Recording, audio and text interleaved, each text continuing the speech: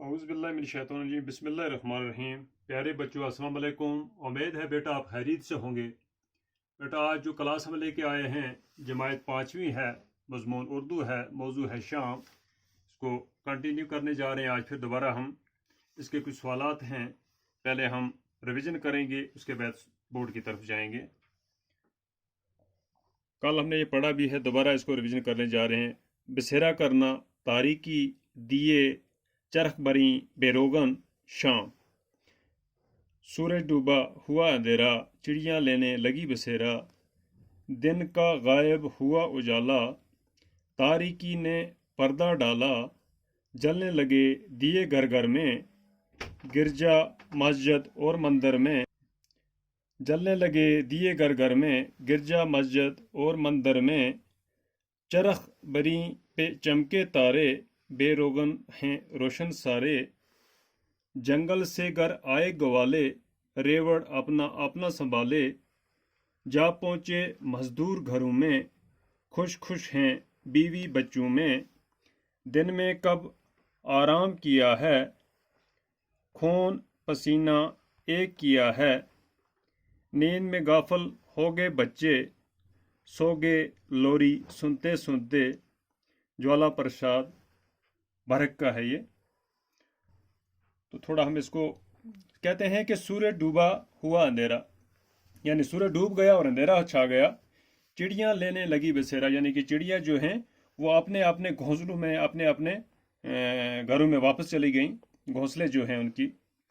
دن کا غائب ہوا اجالا، دن کا جو اجالا تھا، جو روشنی تھی وہ غائب ہو گئی، تاریکی نے پردہ ڈالا، یعنی کہ اندھیرے، تاریکی کہتے ہیں اندھیرے کو، پردہ ڈالا یعنی چادر چھا گئی تاریکی کی، جلنے لگے دیے گھر گھر میں، یعنی کہ ہر گھر میں روشنی جلا لی لوگوں نے، کسی نے موم بتی جلائی، کسی نے دیا جلایا، دیا کہتے ہیں جو مٹی کا ہو۔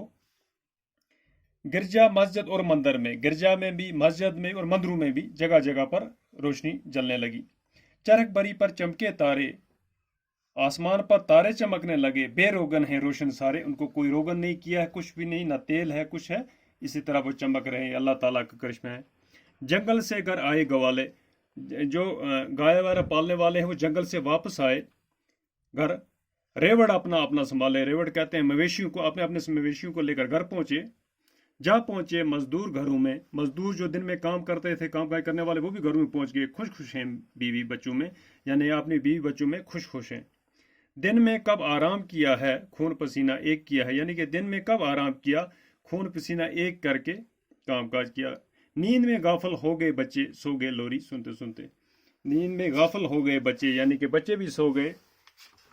غافل کہتے ہیں بے خبر، بے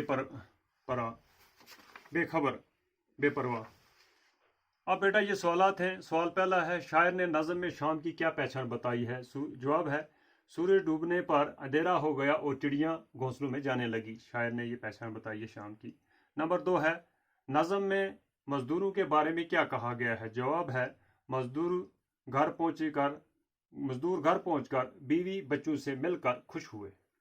نمبر 3، سورج ڈوبنے پر اندھیرا ہو گیا اور چڑیاں گھونسلوں میں جانے لگیں، تو اس کا ہے یہ، سورج ڈوبا ہوا اندھیرا، چڑیاں لینے لگی بسیرا، اس کا ہمیں اسی طرح نظم میں لکھنا ہے۔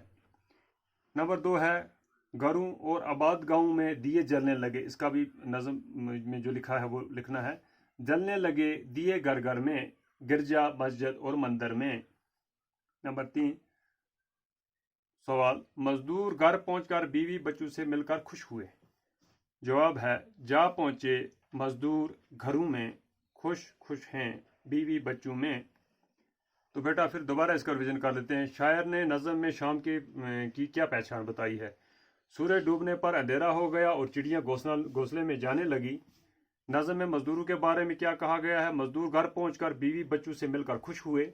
سورج ڈوبنے پر اندھیرا ہو گیا اور چڑیاں گھونسلوں میں جانے لگی۔ سورج ڈوبا ہوا اندھیرا، چڑیاں لینے لگی بسیرا۔ گھروں اور آباد گاؤں میں دیے جلنے لگے دیے گھر گھر میں، گرجا مسجد اور مندر میں۔ مزدور گھر پہنچ کر بیوی بچوں سے مل کر خوش ہوئے، جا پہنچے مزدور گھروں میں، خوش خوش ہیں بیوی بچوں میں۔